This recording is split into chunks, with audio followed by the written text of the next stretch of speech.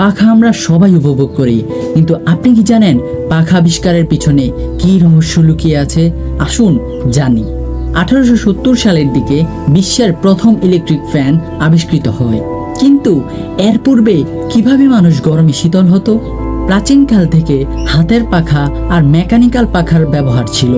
তবে প্রথম ইলেকট্রিক পাখার ধারণা আসলো কেমন করে? ফিলিপ ডি হর্ন নামের এক উদ্ভাবক 1882 সালে প্রথম ইলেকট্রিক ফ্যান তৈরি করেন। এটি আধুনিক যুগের পাখার ভিত্তি স্থাপন করে। এই ফ্যানের ভিতরে একটি বৈদ্যুতিক মোটর ঘূর্ণন সৃষ্টি করে, যা বায়ু সঞ্চালক করে। এইভাবে আমাদের পরম দিনের সঙ্গী হয়। তবে আজকের দিনের পাখাগুলি এত উন্নত কিভাবে হয়েছে?